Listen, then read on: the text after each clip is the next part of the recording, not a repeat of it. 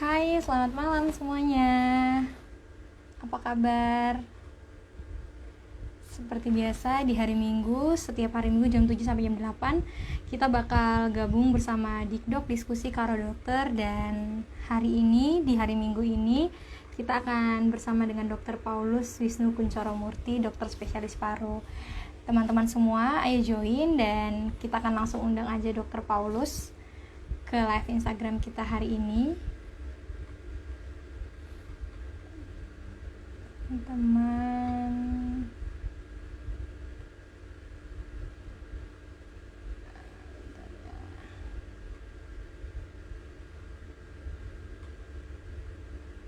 undang Dokter Paulus.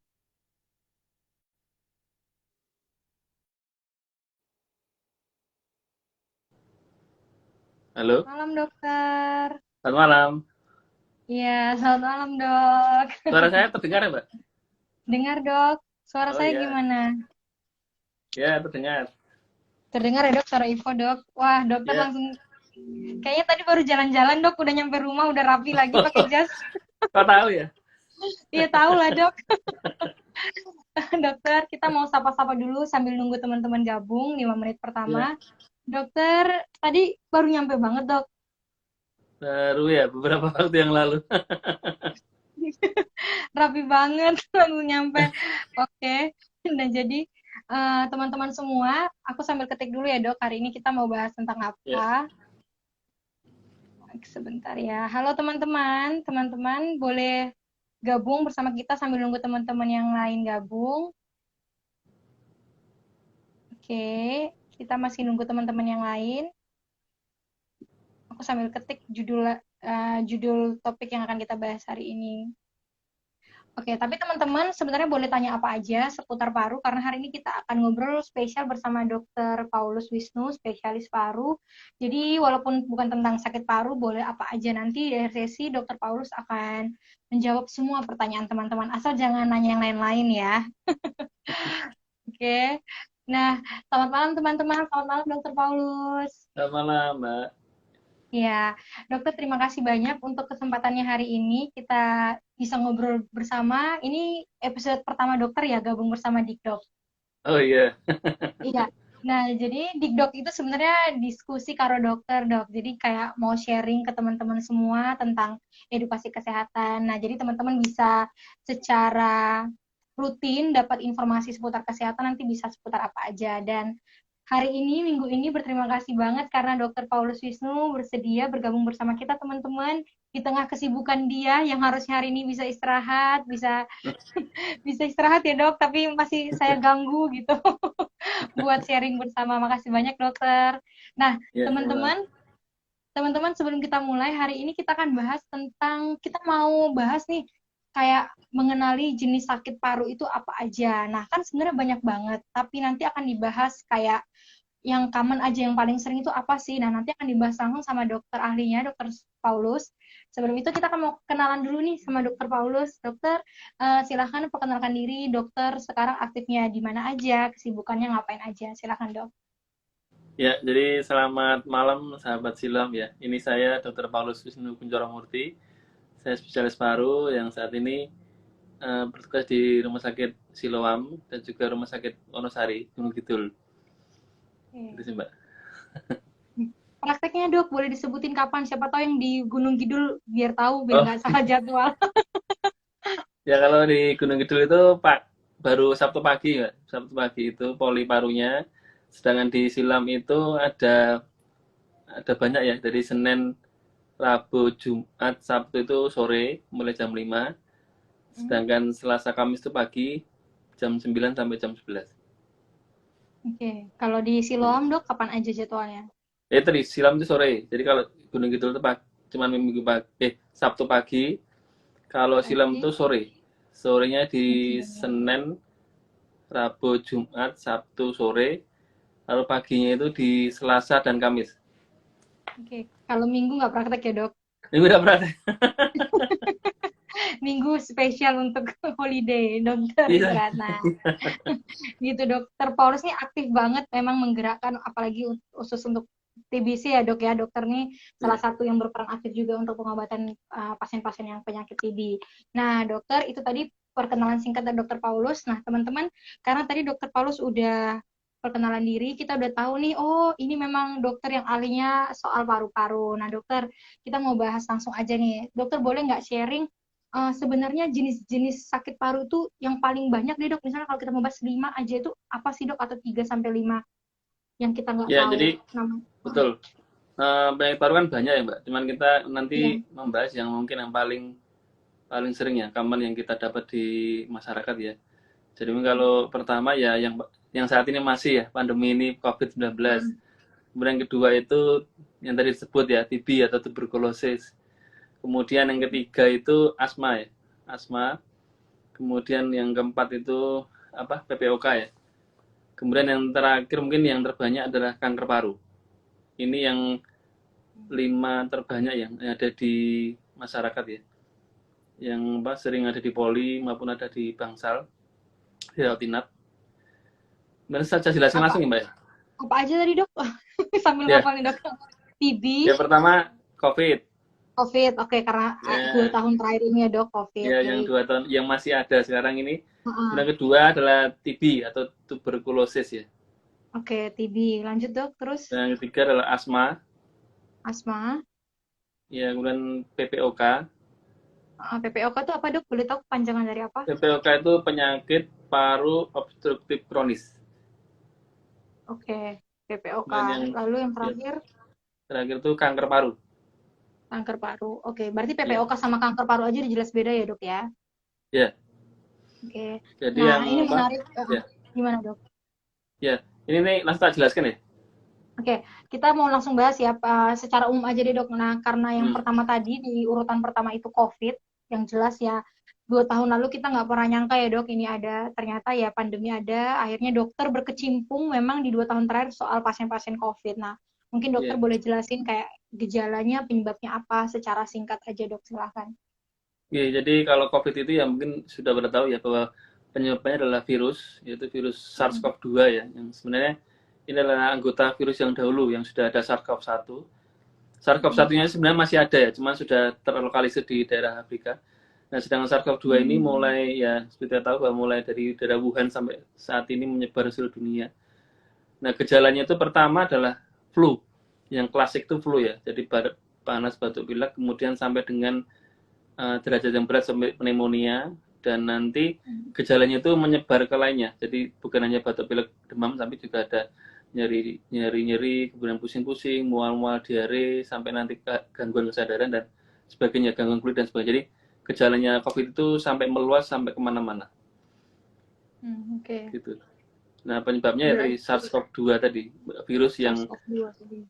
mulai berkembang di Wuhan sampai sekarang pun banyak mutasinya ya. Dan sekarang sudah menyebar kemana-mana dan sudah satu setengah tahun lebih ya, hampir 2 tahun ya, Ya, hampir 2 tahun dok. masih menjadi pandemi. Iya. Oke. Kalau Oke. Kalau lanjut. terapinya ya terapi mungkin sudah dikenal semua. Jadi terapinya adalah sebenarnya menaikkan imun kita. Jadi kalau apa COVID itu sebenarnya intinya menaikkan imun. Jadi segala terapi yang kita gunakan itu kita berikan itu termasuk antivirus, antiinflamasi, multivitamin, antioksidan dan sebagainya itu berusaha menaikkan imun kita. Dengan imun naik nanti kesembuhan akan berangsur datang dan tidak sampai ke gejala yang berat. Jadi pencegahannya ya pencegahannya menjaga imun kita tetap bagus dengan apa lifestyle ya. Jadi dengan healthy lifestyle ya, gaya hidup yang bagus dengan sehat itu akan mencegah pertama menjadi sakit, atau kalau sakit mencegah menjadi berat. Itu untuk COVID ya. Iya. Gitu. Oke, berarti gejalanya tadi cukup jelas ya dok, dan kita semua udah pada tahu kalau COVID itu ya gejala umumnya kayak sesak gitu-gitu ya dok ya. Iya, Dan terapinya ya kayak dokter bilang menaikkan imun sebenarnya terapi iya, utamanya terapi dari intinya. COVID itu sendiri. Iya. Iya. Oke. Lanjut dok, kalau yang tadi yang kedua setelah COVID itu tadi namanya TB ya dok ya, yang paling banyak. Iya, yang Itu tuberkulosis ya atau TB atau ya. TBC ini sebenarnya banyak banget di Indonesia ya. Cuman saat ini masih apa kalah populer dibanding COVID ya dalam 2 tahun ini. Tapi sebenarnya TB ini sudah lama timbul dan masih ada, dan kasusnya cukup banyak di tanah air. Dan TB Oke. ini menyerang hampir seluruh tubuh. Jadi seperti COVID, jadi utamanya ada di paru, tetapi juga Mm-mm. bisa menyebar kemana-mana. Bisa menyerang kelenjar, ada TB kelenjar, kemudian menyerang usus, TB usus, menyerang tulang, TB tulang, ada juga menyerang otak, TB otak ya. Dan semua organ di tubuh itu berpotensi untuk kena penyakit TB. Oke, berarti TB Ya, itu separah itu ya dok, bisa hampir mirip berarti ya kayak 11-12-nya COVID ya dokter? iya. Jadi penyebabnya yang beda hanya penyebabnya. Kalau penyebabnya COVID kan virus. Kalau yang TB Heeh. ini penyebabnya adalah apa? Kuman atau bakteri tuberkulosis. Nah, Oke. menyerangnya ke semua tubuh, ya utamanya paru, tapi bisa hampir semua tubuh terkena dari TB ini. Oke. Berarti TB ini bisa menyerang, maksudnya dia nggak mengenal usia ya dok? Maksudnya bisa yang muda, bisa yang Ya, tua, bisa siapa aja, bahkan bisa anak-anak juga ya, dok? ya dari bayi pun masih sudah bisa terkena TB, kemudian anak-anak sampai usia tua itu Oh. bisa terkena TB. Jadi tidak mengenal usia dan tidak mengenal sosial ekonomi. Bagi yang kaya, kemudian yang itu semuanya bisa kena ke TB. Ya. Hmm. Oke dok. Oke. Tadi itu penyebabnya. Kalau terapinya dok, kalau terapi TB itu, nah ini nih, ini kayaknya terapinya banyak ya dok ya. Terapi TB Iya. gimana dok? Secara singkat aja. Ya kalau dari yang COVID tadi kan terapinya kita menaikkan imun ya, level up imun. Heeh. Nah kalau Mm. TB ini adalah pemberian obat sebenarnya antibiotik ya, antibiotik khusus TB yang diberikan dalam jangka waktu tertentu. Jadi targetnya kita selama 6 bulan. 6 bulan pertama Mm. itu kita berikan obat anti TB ini atau OAT ya, obat anti Mm. tuberkulosis. Jadi pasien meminum obat secara teratur selama 6 bulan Mm. dan juga dengan sekali lagi pola hidup yang bagus ya, makan yang bagus, bergizi, Mm. istirahat cukup dan sebagainya. Nanti kalau Mm. obat rutin dijalankan selama 6 bulan dan pola hidup yang bagus, maka biasanya 6 bulan itu sudah selesai, sudah sembuh. Sarannya Udah rutin sembuh. berobat. Oke.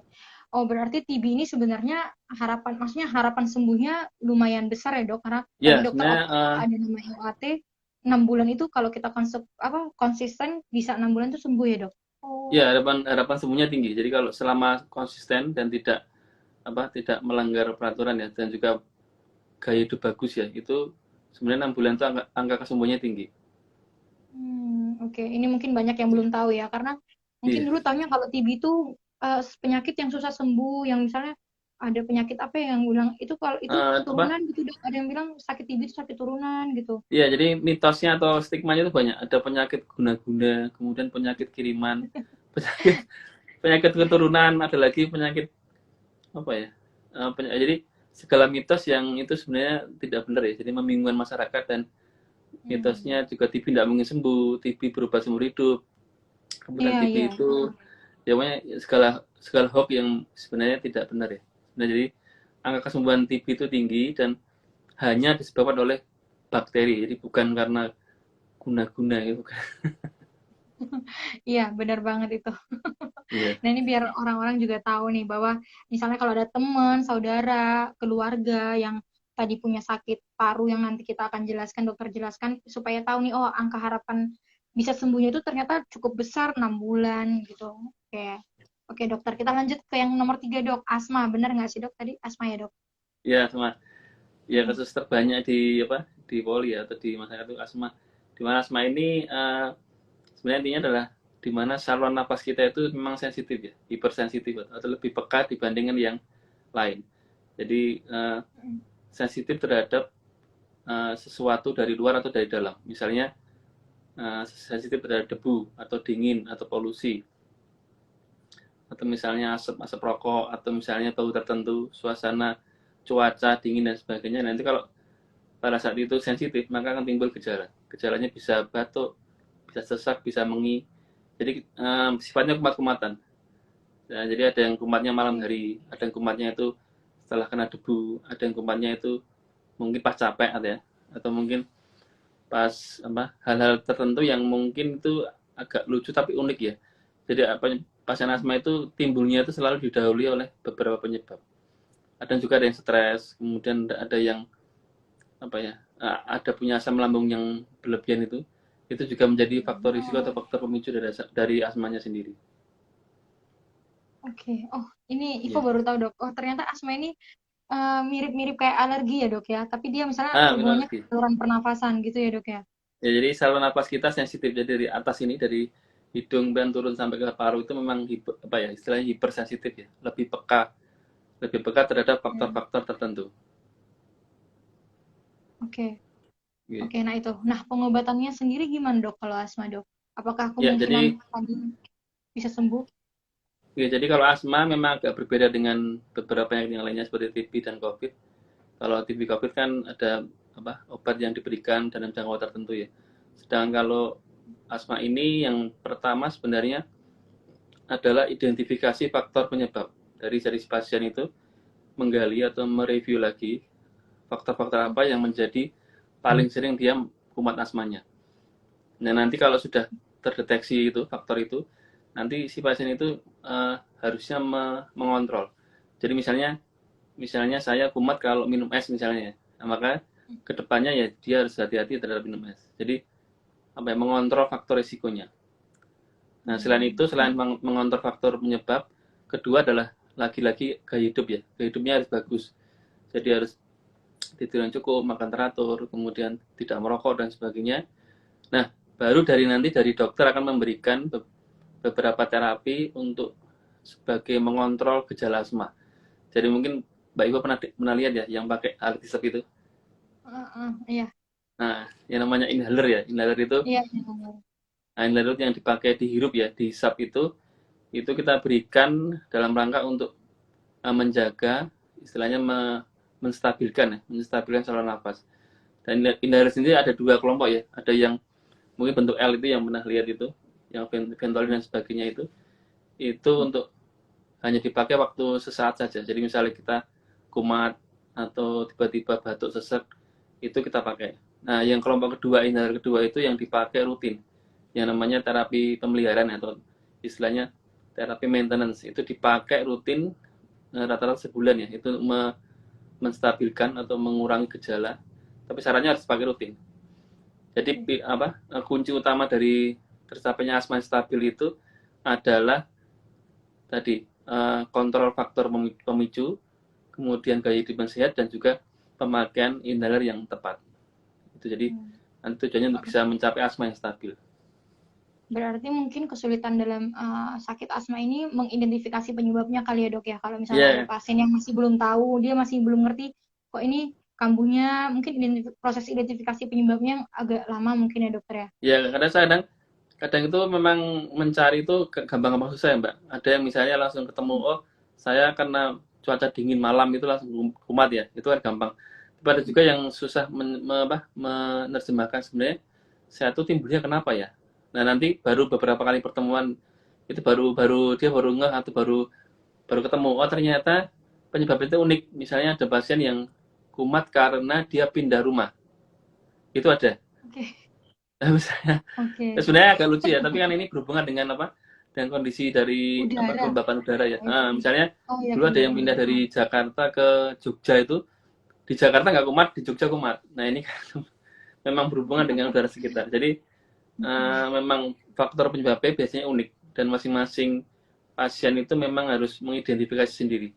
Jadi kita cuma memandu kita. Nah dari pasien sendiri mengidentifikasi karena masing-masing pasien itu beda. Ada yang pasien A itu penyebabnya karena dingin. Ada yang pasien B itu kebalikannya. Kalau panas dia malah kumat. Oke. Ya jadi sangat unik ya, spesifik sendiri kalau untuk asma itu. Iya. Dan ini dokternya harus harus semangat banget untuk cari tahu harus sabar. Penyebabnya apa. Harus sabar karena kita mendampingi, kita harus sabar pelan-pelan kita memandu supaya dia tahu. Kadang itu nggak sekali 2 kali pertemuan ya Mbak, baru pertemuan keempat baru oh ternyata saya sebabnya ini dok. Jadi memang kita harus sabar dan ya harus menunggu. Harus nunggu ya dok. Dokter kan sabar dok, jadi cocok dok. Oke, itu tadi asma dok. Tadi berarti terapinya tadi dokter udah sempat jelaskan. Nah kalau kita masuk ke yang 4 tadi dokter sebutkan PPOK ya dokter ya. PPOK tadi itu boleh dijelasin lagi apa itu dokter? Ya jadi PPOK atau penyakit paru obstruktif kronis ya. Ini gejalanya sebenarnya mirip asma ya. Jadi ada batuk, sesek mengi ya.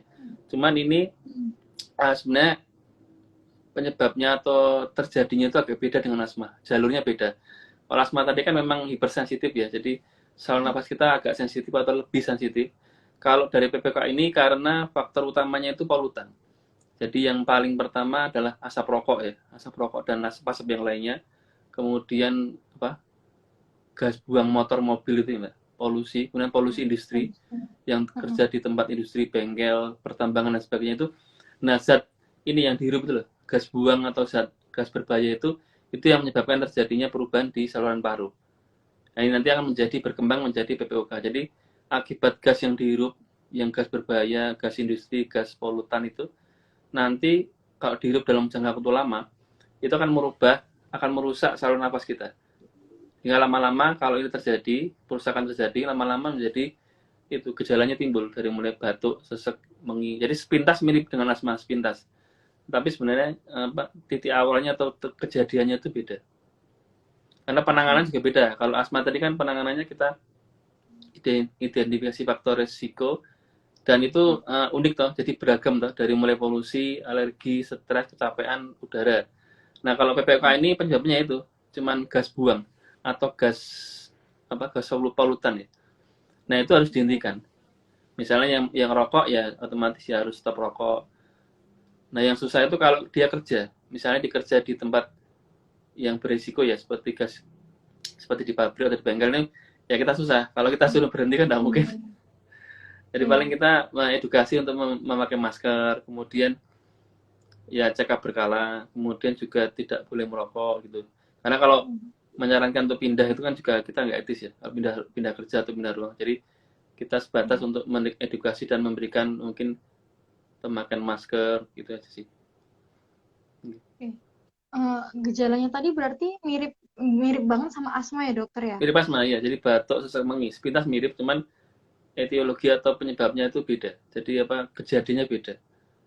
Ya Oke. tadi penanganan juga beda. Kalau PPK itu jadi lebih kepada sedapat mungkin menghentikan atau mengurangi paparan gas beracun atau gas polutan ya. Kalau rokok ya dihentikan, termasuk ini yang perokok pasif ini juga sebenarnya juga berisiko menjadi PPOK. Oke, iya iya. Ya, Oke, berarti ya. bisa ya. Oke, Dok. Nah, tadi udah nah yang terakhir nih, Dok, kanker paru, Dok. Kalau kanker paru itu gimana tuh, Dok? Ya, Proses dari ceritanya. yang kanker paru ini adalah terjadinya mutasi ya, atau terjadinya perubahan bentuk dari sel-sel di saluran nafas. Jadi saluran nafas itu kan dindingnya ada sel-sel banyak. Nah, itu terjadinya mutasi atau mutan atau terjadinya perubahan sel. Jadi sel yang bagus menjadi sel yang ganas. Ini nanti berkembang menjadi sel kanker. Nah, perubahan sendiri pastinya sih belum tahu ya. Kita kenapa kok bisa berpindah itu, tapi diduga memang beberapa faktor risiko ya. Lagi-lagi faktor risiko ini mirip dengan PPOK. Jadi kalau pada kanker paru ini faktor risiko pertama adalah asap rokok, kemudian juga gas-gas beracun itu ya. Kemudian juga faktor mungkin gaya hidup yang kurang bagus, seperti misalnya minum alkohol, kemudian kurang sehat dalam makan ya, misalnya makan dengan memakai bahan pengawet yang banyak. Ini diduga menjadi faktor-faktor risiko yang meningkatkan terjadinya kanker paru. Tapi penyebab pastinya berubahnya sel itu sebenarnya belum bisa diungkapkan ya. Apakah kenapa satu sel sehat ini menjadi sel kanker? Itu masih dalam penelitian, tapi faktor-faktor risiko tadi. Jadi faktor risiko selain asap rokok, kemudian asap industri, kemudian juga gaya hidup. Selain juga di keuangan juga faktor usia juga memegang peran, tapi ini juga masih dalam penelitian ya, kanker paru ini. Nah, untuk terapinya ya mengikuti dari stadium atau gejalanya. Jadi kalau kanker paru itu harus ditegakkan dulu jenis selnya, kemudian nanti stadiumnya berapa. Nah, nanti kalau berdasarkan stadium ini kita menentukan terapi. Kalau stadium awal 1-2 itu masih bisa dilakukan operasi. Kalau sudah 3-4 terapinya kita dengan kemoterapi dan juga radioterapi gitu. Oke. Oke. Oke, dokter. Cukup jelas ya berarti untuk kanker Ya, paru itu sendiri ya tadi penyebabnya masih belum ada penjelasan yang pasti, tapi ya uh, kemungkinan besarnya tadi kayak kata dokter bisa jadi dari gaya hidup, konsumsi alkohol dan berbagai macam alasan gitu ya dok ya. ya, Dan pengobatannya tadi kayak dokter juga udah jelasin kalau stadium 1 sampai 2 bisa mungkin dengan pengobatan atau premedikasi, tapi kalau nanti udah stadium 3 sampai 4 itu biasanya kemo atau radioterapi gitu terapi ya ya. dok ya. Ya. Oke. Nah dokter ini kan 5 nih, 5 sakit paru yang paling sering atau yang akhir-akhir ini gitu loh, yang dokter sering amati, sering terjadi Iya, di kalangan kita. Nah, kalau dari kelima ini dokter, kalau mau tanya, kan sekarang tuh kita masih masih apa ya, masih hidup bersama dengan COVID gitu. iya betul. Nah, gejala COVID itu kan yang paling gampang itu adalah sesak, Dok. Kalau mau Iya, ditanya nih, apakah empat ini yang tadi asma, TB, PPOK, sama kanker paru ini, apakah gejalanya itu juga pasti sesak, Dok? Karena kan kebanyakan pasien-pasien itu ngeluh ke perawat atau ke teman-teman tuh banyak yang bilang, "Wah, aku takut loh ke rumah sakit." Misalnya, aku tuh kayaknya asma, tapi nanti aku takut dikirain pasien COVID atau nanti di COVID kan gitu loh, Dok. Apakah memang empat penyakit yang tadi itu, penyakit paru tadi sudah jelas gejalanya bisa sesak atau enggak, Dok? iya. Jadi gejala di penyakit paru itu sebenarnya mungkin mirip ya, Mbak. Jadi misalnya dari Mm-mm. yang saya anggapkan lima terbesar di kasus di Poli itu sebenarnya gejalanya itu hampir sama. Jadi ada unsur batuk dan ada unsur sesak. Jadi lima-limanya itu ada dua-duanya ini. Sudah semua Jadi ya. baik COVID juga ada batuk sesak, di Iya, TB iya. juga ada batuk sesak, asma, PPOK, kanker paru itu juga ada batuk sesak. Jadi Sesak. kalau dibilang misalnya dari gejala awal bisa ditentukan penyakitnya ya nggak bisa. Jadi kita harus investigasi, kita harus istilahnya memeriksa secara detail ya. Nanti sampai pada kesimpulannya apa. Jadi kalau pada misalnya pertama merasa sesak, ya kita belum bisa mengidentifikasi apakah itu asma, apakah itu COVID, apakah itu yang kanker paru atau PPOK. Jadi masih masih belum spesifik ya kalau cuma sesak itu belum karena lima-limanya itu juga mempunyai gejala batuk dan sesak. Iya. Hmm. Nah, itu. Jadi nih teman-teman, setelah dengar dokter Paulus sudah jelasin, jadi jangan takut kalau misalnya punya gejala batuk dan sesek, tenang aja, belum, maksudnya masih akan ada pemeriksaan selanjutnya ya, Dok, untuk Iya, identifikasi nih apa penyakitnya sebenarnya gitu. iya. Jadi jangan Karena kan langsung. kalau Mm, kalau sebenarnya batuk sesak itu awalnya kan sebenarnya gejala fisiologis ya, Mbak. Jadi gejala mm, fisiologis yang kita punya itu untuk pertahanan tubuh kita. Jadi misalnya nih, kita ada debu ya, maka refleks dari kita itu akan mengeluarkan debu keluar, maka dia harus batuk. mm, iya. Atau misalnya kita baru aktivitas terlalu berat ya, terforsir gitu, maka Mm, tubuh akan terasa sesak. Nah ini sebenarnya mekanisme pertahanan dari kita awalnya itu memberitahu bahwa kita bahwa ini loh ada sesuatu di luar. Itu sebenarnya mm, adalah refleks asli yang itu sebenarnya normal ya, normal kita punya. iya. Nah, Oke. cuman gejala-gejala ini bisa berkembang menjadi penyakit. Jadi batuk sesak ini sebenarnya aslinya bukan bukan hanya penyakit, tapi juga gejala-gejala normal. Misalnya Mbak Ibu minum es gitu kan kadang batuk, tak? Nah Mm, itu juga gejala normal. Jadi tidak berarti batuk itu adalah suatu penyakit. Batuk dan sesak itu mm, adalah refleks normal dari tubuh sebagai respon atau reaksi terhadap sesuatu. Misalnya kita makan gorengan, minum es. Misalnya kita bicaranya terlalu apa ya, terlalu lama kering di ini tuh akhirnya iya, batuk. Nah, itu iya, batuk. itu kan Iya, normal iya, ya, Mbak, Dok. normal ya. Misalnya Mbak Ivo lagi stres gitu kadang batuk tuh. Iya, Nah enggak itu sih, Dok. Kalau terus banyak enggak ya. makan. Jadi itu batuk sesek itu tidak selalu penyakit. Jadi itulah sebenarnya refleks normal dari kita. Tetapi memang Hmm. beberapa berkembang menjadi penyakit dan penyakit ini juga untuk paru sendiri memang terdiri dari dua gejala besar ya. Jadi batuk dan sesak. Dan tidak semua penyakit batuk sesak itu adalah COVID atau tidak Oke. semua menjadi TBC. Jadi harus perlu dari investigasi dan pemeriksaan lanjutan. Oke. Itu tadi itu adalah respon tubuh kita karena kan tubuh kita ini pinter ya, Dok. Pasti kalau Pinter ada ya. sesuatu respon langsung gitu. Iya. Nah, gitu. Nah, dokter, kalau mau sharing sedikit nih, dokter kan udah berapa tahun nih, Dok, berkecimpung di paru gitu. Boleh tahu nggak, Dok? Paru ya mulai 2018 ya. Berarti udah 3 tahun ya, Dok ya. Tahunan ya. Nah, berarti, Dok, kalau dokter mau sharing nih, pasien, misalnya tadi tuh COVID, TB, asma, boleh nggak sharing satu cerita misalnya yang pasien ini mungkin udah mengalami pengobatan tapi akhirnya bisa sembuh gitu loh, Dok. Jadi biar menyemangati teman-teman yang mungkin udah pengobatan tapi kok nggak sembuh-sembuh, tapi pasti akhirnya tuh bakal bisa sembuh gitu. Ada nggak, Dok, Oh cerita iya. yang kayak gitu? Ya Cerita jadi mungkin ini inspiratif gitu, Dok. ya sharing ya, mungkin biar untuk pembelajaran untuk bagi kita semua, dan juga mungkin yang baru baru akan terapi atau sedang terapi ya, beberapa teman ya. Saya ambil contoh misalnya pasien TB ya, pasien TBC itu kan pengobatan 6 bulan. Pada awalnya kita diagnosis TB itu biasanya kan kaget ya, kaget kemudian agak stres gitu. Kemudian kita edukasi, kita beri semangat, kita dampingi ya, termasuk kita juga istilah mengikutkan keluarga ya, pendampingan ya selama 6 bulan. Kemudian kita komunikasi tiap bulan, tiap apa namanya, setiap saat kita berikan feedback dan juga berikan satu support ya, karena tiap bulan kita kontrol terus. Maka memang pada awalnya itu biasanya memang karena stres dan juga anggapannya itu TB itu tidak bisa sembuh. Kemudian ada suara-suara yang lain ya, teman-teman yang lain tuh menjadi ragu ya. Jadi dia sempat ragu, kemudian stres, sempat down, sempat apa yang tidak mau kerja, sempat minder, sempat apa yang tidak mau ketemu teman-teman, tidak mau ketemu keluarga, karena merasa bahwa TB itu adalah penyakit yang mungkin dalam tanda kutip kotor, penyakit yang penyakit kayak aib gitu ya. Maka dengan pendampingan kita selama setiap bulan kita berikan support itu, lama-lama kepercayaan itu kembali lagi.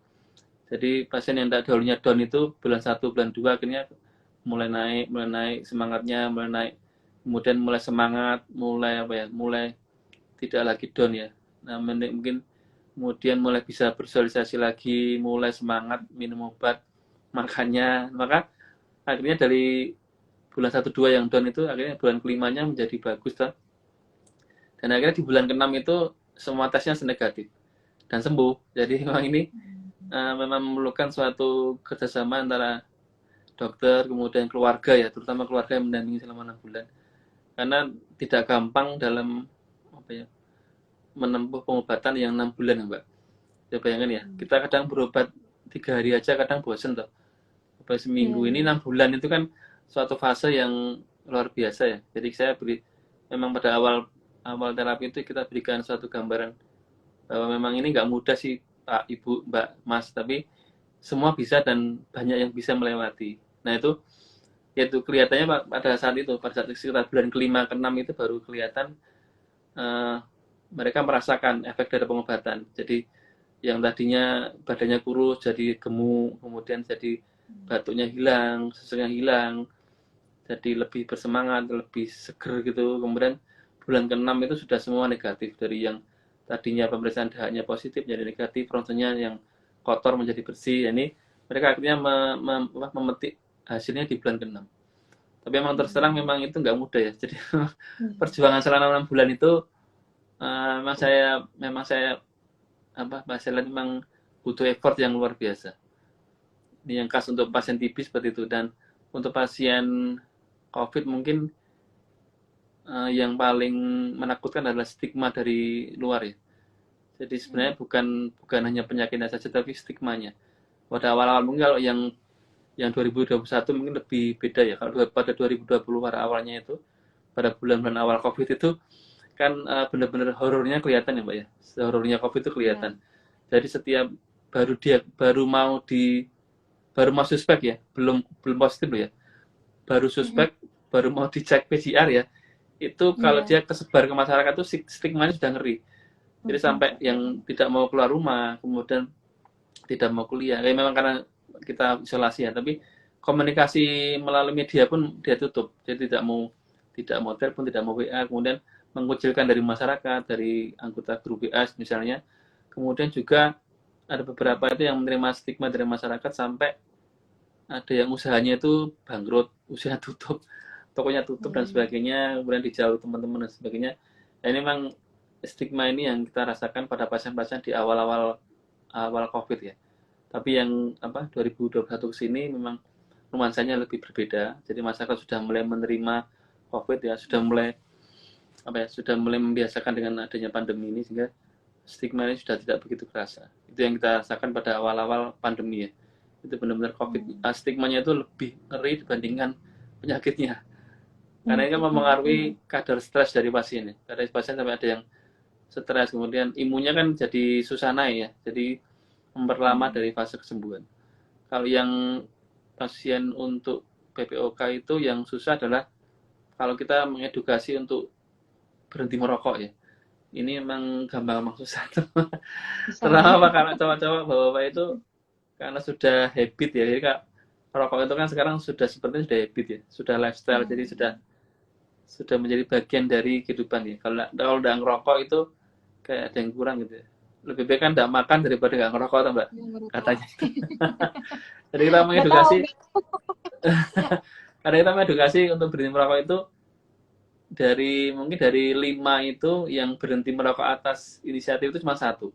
Yang 4 itu kalau enggak sudah ada gejala atau dia misalnya takut sama dokternya atau takut sama keluarganya atau dibujuk keluarganya.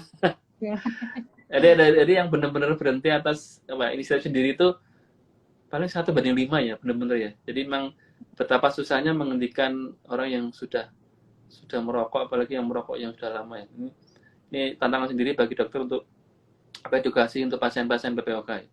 Sedang untuk pasien cancer ya, itu memang tantangannya adalah kita memang dalam edukasi memberikan penjelasan kalau memang dia sudah misalnya positif cancer. Karena kan cancer ini kan berhubungan dengan nanti lama hidupnya, kemudian nanti bagaimana dengan kualitas hidup ke depan.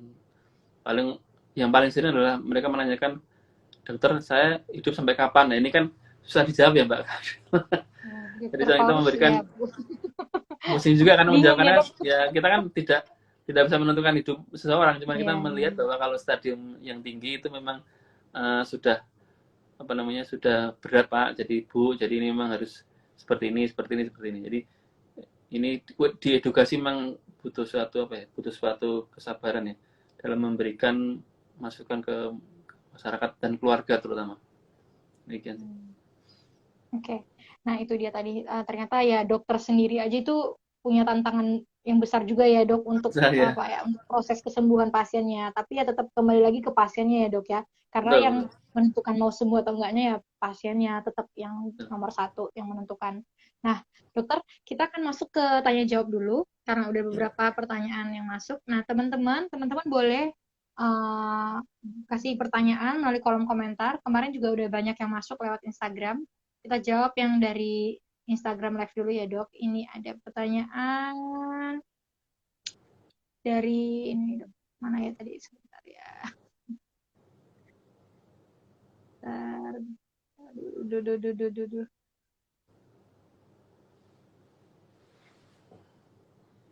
Ini dari @doroteadian Kristina. Pertanyaannya, selamat malam dokter, izin bertanya. Pasien dengan kanker mamai bilateral ada metas ke paru, lalu terapi apa yang harus dilakukan dan pemeriksaan apa yang harus dilakukan ya dokter? Nah ini gimana dok? Iya dari siapa pak tadi? Dorotea dari Oh Tea Dorot ya. dok. Oh, dari Itu Mbak Tia ya. pertanyaan dok. Iya. Ya jadi kalau untuk metas ke paru itu kan ada beberapa macam ya mbak. Jadi metastase ke paru itu kan ada yang bentuknya cairan paru yang efusi pleura. Kemudian ada bentuknya seperti nodul itu bulatan ya, bulatan itu.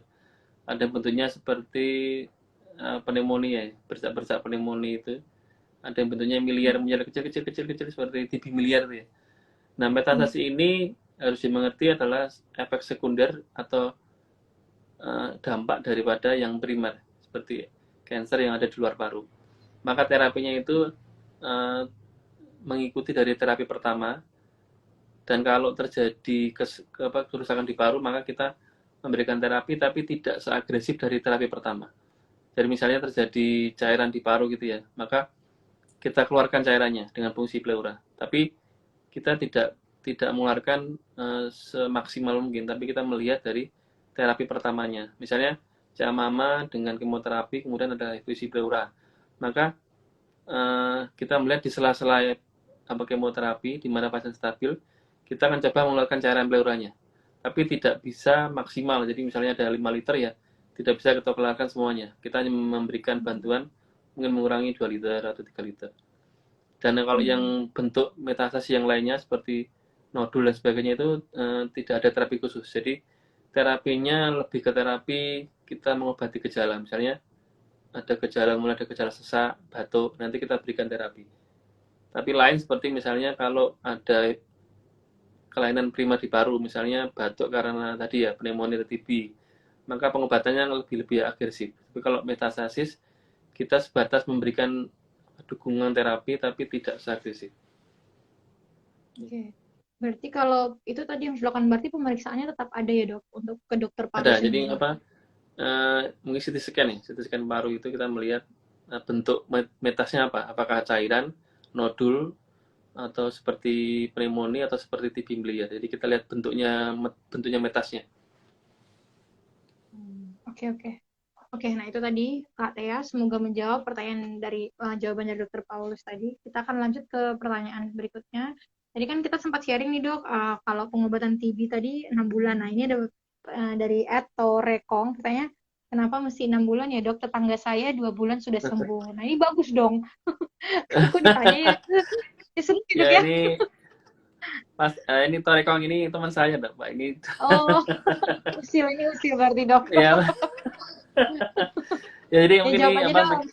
Ya, jadi nanti sekalian untuk yang lain ya mungkin Bapak yang menyimak acara ini ya bahwa memang pengobatan TB itu harus 6 bulan karena memang penelitiannya kan kita melihat dari apa dari kumannya ya, jadi pertumbuhan kuman dan juga sifat kuman karena kuman TB itu kan sebenarnya populasinya tidak hanya satu, dari ada yang kuman aktif, kuman setengah aktif, ada yang kuman dorman, dorman itu maksudnya tidur ya.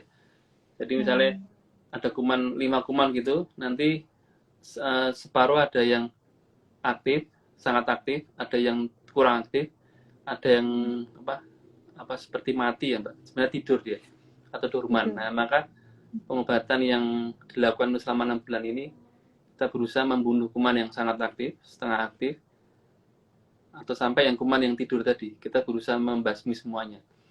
Dan juga pengobatannya kan menggunakan 4 macam obat ya. 4 macam obat ini masing-masing yang punya keunggulan sendiri ya. Ada yang keunggulannya di kuman A, di kuman B, di kuman C. Jadi 4 serangkai ini memang digunakan dalam 2 bulan pertama, kemudian di 3 bulan seterusnya itu digunakan 2 obat dok. Dan rumus ini ya, di 42 ini memang diformulasikan untuk membunuh semua kuman. Kuman A, kuman B, kuman C itu semua diharapkan semua bisa hilang. Dari kuman yang sangat aktif maupun kuman yang setengah tidur itu bisa istilahnya dibasmi lah istilahnya. Demikian. Oke. Berarti ya 2 Emang 6 bulan ini bulan. berarti emang ada dok. Kalau yang 2 bulan sembuh nih ada dok. Kalau 2 bulan itu jadi kan kemungkinan kalau yang ditakutkan itu kalau kuman yang tidur itu, Mbak. Kuman yang dorman itu kalau hanya 2 bulan, Oh, nanti yang ditakutkan yang kuman tipe yang tidur itu tidak terbasmi. oke, oke. Ya. Ya, berarti ya tetap ya harus diselesaikan aja sampai 6 bulan ya dokter, Iya. karena udah ada risetnya. Iya. Oke, itu jawabannya tadi ya. Kita akan lanjut ke pertanyaan selanjutnya dari @veronica.0510119. Shalom Dokter Paulus, izin bertanya, kalau Kalau asma karena lambung berlebih, untuk pengobatannya sendiri mana yang harus didahulukan? Obat lambung untuk asmanya. Ah, Terima kasih. Nah gitu dok.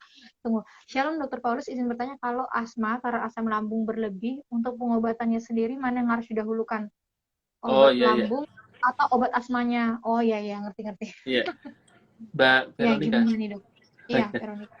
Ya, salam kembali. Jadi memang beberapa faktor risiko ya biasanya yang putri-putri ini penyebab penyebabnya asma itu adalah asam lambung. Jadi kalau pernah dengar yang GERD ya Mbak, gastroesophageal reflux disease itu asam lambung yang berlebih sampai naik ke tenggorokan itu beberapa itu paling banyak karena ini, karena faktor asam lambungnya. Asam lambung yang kalau sudah naik sampai ke ini ya, ke dada atas ini menjadi pemicu untuk timbulnya asma. Nah, nanti kalau sudah timbul asma itu dua-duanya agak susah dipisahkan ini sebenarnya asmanya atau asam lambungnya. Kan asam lambungnya naik itu juga keluhannya sesek di dada, Iya. kemudian juga nafasnya susah, kadang juga batuk. Nah, ini Iya. kalau dua-duanya didapatkan, maka jawabannya adalah dua-duanya juga diterapi. Jadi kalau memang seseorang itu sudah tadi ya, sudah mengidentifikasi faktor risiko, ternyata jawabannya, oh saya penyebabnya adalah asam lambung. Nah berarti kedepannya dia harus mengelola dua, parunya dikelola, kemudian satunya lambungnya juga harus dikelola. Nah Tidak bisa salah satu, misalnya tidak bisa kita milih, oh asmanya dulu, ya nggak bisa. Oh, asam lambung dulu, ya nggak bisa. Diusahakan dua-duanya di terapi berbarengan. Nah, kalau asam lambung ya, apa namanya, nasihatnya ya makan yang teratur, kemudian mengurangi yang makanan yang memancing asam lambung. Terus kemudian hal-hal yang memancing asam lambung seperti stres ya Mbak, itu juga dikurangi, dikontrol, tidak boleh terlalu capek, nah seperti itu. Jadi dua-duanya menurut saya harus diterapi. Atau juga dengan penambah obat-obatan yang mengontrol asam lambung, menstabilkan asam lambung. Jadi kita terapi dua-duanya dengan harapan asmanya berkurang dan tidak lagi timbul karena asam lambung. Karena kalau hanya diterapi asma tok itu nanti berulang. Kalau asam lambungnya nggak diterapi gitu ya, udah sembuh balik lagi, jadi nggak selesai nantinya. Iya, iya. Ya, ini berarti intinya maksudnya dua-duanya pun bisa ya dok, maksudnya berdampingan Bisa, pengobatannya, bisa berdampingan. Jadi nggak risiko gitu mungkin nggak maksudnya. ya, diobati dua-duanya. Oke, nah oke gitu ya, Ed Veronica semoga menjawab. Nah ini nggak nanya dok, ini cuma nyapa doang dari @inggil_widya. Selamat malam Oh, Dokter Paul. ya Mbak Inggil Oke, ya. Saya sama malam Mbak iya. Inggil. Nanya doang. Oke, kita lanjut ke pertanyaan selanjutnya. Ini dari ada @srihartati_handayani. Pertanyaannya, anak saudara saya saat anak 1 tahun pernah pengobatan flek paru-paru, bahasa Jawanya alias TBC. Sekarang sudah dewasa usia 18 tahun, sakit lagi. Itu dikatakan kambuh atau gimana, Dok? Terima kasih sekali Dokter Wisnu atas pencerahannya. Ya ini Nah, ini juga gimana, teman Dok? saya Mbak ini Mbak Oh Siartati ya, Handayani. gimana Ya nih, teman Dok? lama. Ya jadi yang mungkin juga untuk untuk yang lainnya ya yang menyimak. Jadi kalau istilah flek itu bisa dipakai untuk TB pada anak ya. Jadi beberapa dokter anak itu juga memakai istilah flek ini untuk TB pada anak. Sebenarnya juga sebenarnya TBC pada anak ya, pengobatannya ya sama dengan dewasa. Nah, kalau misalnya sudah pernah diterapi pada masa kecilnya, kemudian dewasanya itu timbul lagi, ya ini bisa dikatakan posisi kambuh. Tapi harus dipastikan bahwa memang gejalanya itu memang adalah TB yang aktif atau kambuh. Kadang-kadang misalnya yang saya katakan di depan tadi ya, karena gejalanya itu kadang mirip-mirip. Jadi gejala penyakit batuk ya, batuk atau sesak itu bisa terjadi bukan hanya penyakit paru, dan juga karena refleks kita ya. Yang kadang-kadang harus kita pastikan kalau dia batuk lagi atau sesak lagi itu kita pastikan apakah dia benar-benar kumat atau hanya karena faktor lainnya. Tapi kalau memang timbul lagi ya memang dikatakan kambuh ya. Cuman harus kita pastikan ini adalah benar-benar dia kambuh, bukan hanya karena faktor lainnya. Oke. Berarti ya kemungkinan besar ini adalah kambuh, tapi tetap dicari tahu penyebabnya apa ya dok, supaya nggak Iya, salah diagnosa ya tetap ya dok. iya. Oke. Ya itu ya, tadi jawaban dari dokter Paulus, semoga menjawab Ibu Sri Hartati. Kita lanjut ke pertanyaan yang masuk ke Instagram dulu ya dok. Yang teman-teman Iya. kalau masih mau tanya boleh langsung ke kolom komentar aja. Kita masuk ke pertanyaan yang masuk ke DM Instagram. Dokter, ini ada dari @gisela laras. Pertanyaannya, Kak Ivo tanyain dong, kalau pernah bronkitis apa bisa kambuh lagi? Bronkitis itu Mbak, sebenarnya apa, Dok? Mbak Gisel ini ya. Ya. Bronkitis. Jadi selain yang 5 yang saya kemukakan tadi, ada beberapa istilah lagi yang dikemukakan untuk penyakit paru ya. Seperti istilah bronkitis ya. Jadi bronkitis ini untuk menandai atau istilahnya mengelompokkan penyakit yang gejalanya itu batuk yang lama. Nah, batuk yang lama kemudian kita periksa untuk COVID-nya negatif, untuk TB-nya negatif. Nah, itu nanti diberi label atau diberikan satu diagnosis bronkitis. Kemudian ini batuk yang lama yang dia sebenarnya mirip-mirip dengan asma ya. Jadi mirip batuknya itu hanya sesekali, kemudian dia kumatnya apa? Kumat-kumat tadi misalnya batuk hanya malam tok, batuk hanya siang tok. Jadi mirip dengan asma. Tapi dia hanya batuk aja. Kalau asma itu kan ada batuk, ada sesek, ada mengi, kemudian ada rasa nggak nyaman di dada. Tapi ini adalah batuk tok. Jadi suatu diagnosis untuk menandai suatu gejala yang batuknya lama, tapi tidak terdeteksi COVID, tidak terdeteksi TB, tidak terdeteksi kanker paru.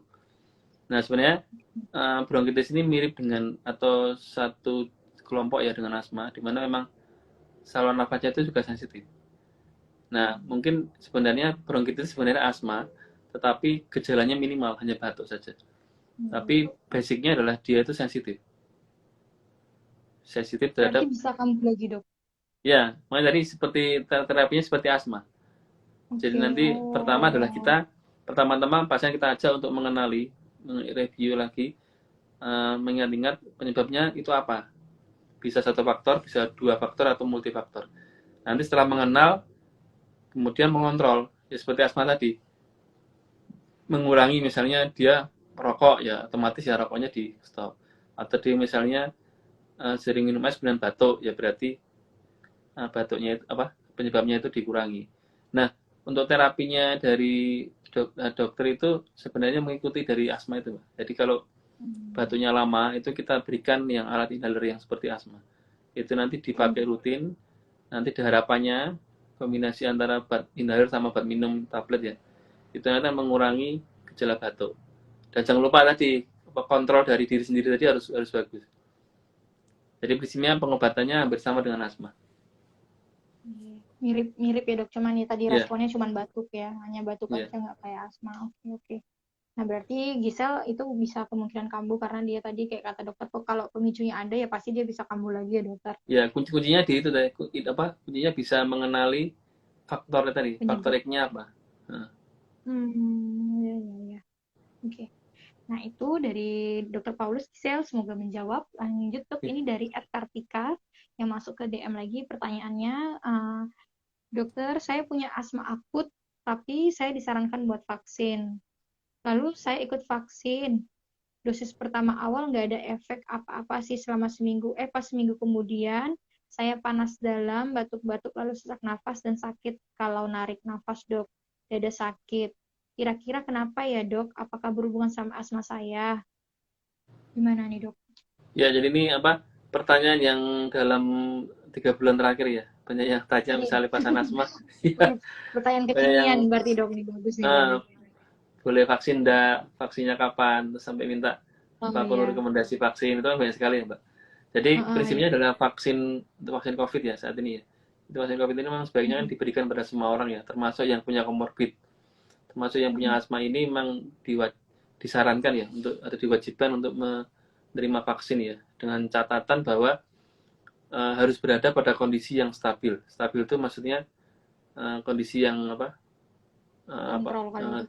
Sih. tidak sakit yang berat, tidak sampai rawat inap, aktivitasnya biasa, sehari-hari Hmm. biasa, tidurnya juga lancar, tidak ada gangguan pekerjaan. Kemudian gejalanya minimal. Gejala minimal itu dia dalam seminggu itu mungkin hanya sekali 2 kali. Dan kalaupun ada gejala itu sangat ringan. Cuman misalnya batuk gitu aja. Atau seseknya cuman berapa detik kemudian hilang. Tidak sampai yang sesek banget sampai tidak bisa bicara, tidak bisa jalan, sampai dia duduk, sampai nggak bisa tidur, sampai nanti harus ke rumah sakit itu tidak boleh. Selama ini ada gejala yang berat ini, maka tidak boleh menerima vaksin. Karena kalau gejalanya sangat banyak atau sangat berat itu, meningkatkan terjadinya efek samping setelah vaksin. Maka diusahakan bahwa yang punya asma ini harus kondisi stabil. Stabil itu bukan maksudnya tidak ada gejala ya Mbak, tapi stabil Iya. itu tetap ada gejala. Tetapi Tapi ringan. pertama, gejalanya itu jarang, dalam Oke. seminggu cuma 1-2 kali, dan ringan. Hmm. Kemudian yang kedua, stabil itu malamnya nggak terganggu. Misalnya dia tidur ya nggak ada gangguan batuk atau sesak. Kemudian yang ketiga, tidak pernah ada kunjungan ke UGD ya, tidak ada kegawat.